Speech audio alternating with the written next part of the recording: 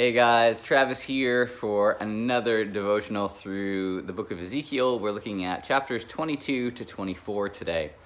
And again, just like the last few weeks, if you read through this section, probably the first thing that comes to your mind is this is intense and overwhelming, and what do I do with this? There's a section that talks about, again, God's wrath. And it has in chapter 22, a long list of all the terrible and horrible things that the Jewish people were doing, mistreating one another, sacrificing their children to foreign gods, etc. And so it's a huge long list. Then it gets worse in chapter 23. Ezekiel kind of tells this parable of these two sisters, sisters who were raised and prostituted in Egypt. And these sisters represent Samaria, which was the capital of the northern kingdom of Israel, and Jerusalem, which is the capital of the southern kingdom of Judah. And both of them are described in really graphic detail about pursuing lustfully these other gods and other nations, and the way that they let those nations use and abuse them in sexually graphic ways. And it's really a provocative scene, and it's meant to be that way, to get your attention to how bad of a situation this is. And then to cap it off in chapter 24, there's another parable of Israel being compared to a sacrifice that's being prepared, like when people bring the sacrifices to the temple, and yet Israel is that sacrifice. But it's unlike the unblemished sacrifices that are supposed to be brought to the temple. Israel is full of just all the rottenness, and it's stained and blemished, and they're going to be cooked on the fire. This act of purifying and refining, and it's going to be done in a really harsh way because the king of Babylon is now invading Jerusalem for the final time, we are told in this story. But then the very last thing, which I have the hardest time with, is God tells Ezekiel that he's going to have another sort of lived out sermon illustration, which is common in the prophetic writings. But this one, I think, kind of takes the cake in the most negative way. He tells Ezekiel that his wife, who he loves, is going to die. We're not told the details of what happens, except for the fact that that's exactly what happens. She dies, and it's kind of implied that it seems like God allowed this to happen or made it happen, and Ezekiel's told that he's not allowed to mourn at all. He just has to shut up, put on a brave face, and act like nothing ever happened. And for me, this is one of those Bible passages where you read it and you think, I don't even have a category for this. I don't know what to do with this.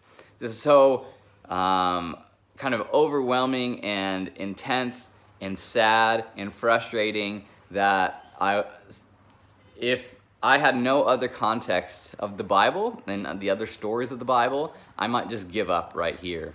And we're meant to wrestle through God's scripture like this, to find it uncomfortable, to find it difficult, to get angry even at how God seems to communicate. Why did God need to do this, for example?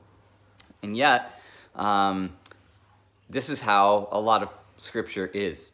It's meant to make us uncomfortable, to be unsettled, but instead of just turning away and rejecting God, we're meant to wrestle with God through it all.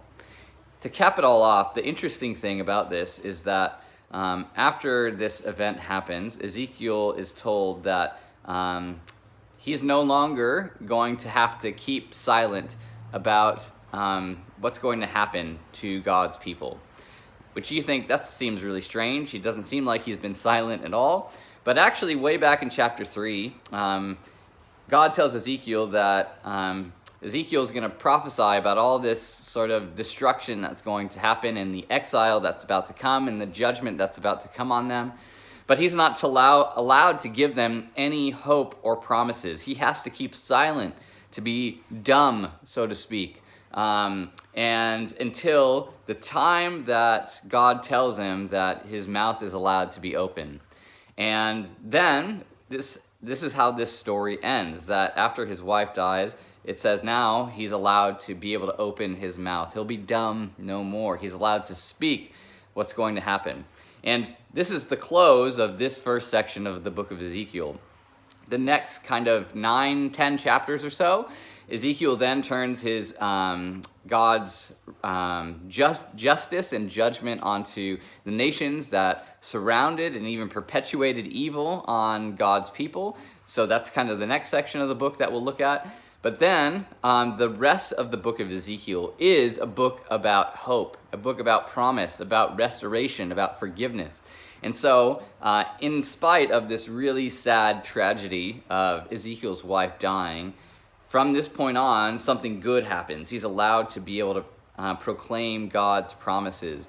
And for this image in particular, it reminds me of chapter 37 of Ezekiel, where Ezekiel looks around and there's a valley full of dry bones, of skeletons, because everyone has, it's a picture of death and destruction, and yet God breathes life back into those dry bones. And I think this is kind of what we're meant to walk away with the frustration and anger and sadness over Ezekiel's wife dying, but also to know that there is hope. There's this chapter ends with a promise of hope. And the funny thing is, as I was reading a commentary on this section too, it said, despite what we think about God's actions in this category, in this chapter, we're meant to know that God doesn't do things to other people which he hasn't done to himself. And just as God, in this case, said that Ezekiel's wife's life was going to be taken from him, so too do we get a picture of how God is willing to go to that same degree for us, that his son comes to this earth and knowingly and willingly goes to death so that we might have life. It's a picture of God, the degree that God will go to for his people. And so that is all I can say. I hope that you can wrestle with me through all of these verses, and hopefully it can point us to, as we wrestle through the frustration, it can also point us to the hope that is in Jesus. So I'll leave you with that, and I'll see you next week. Bye.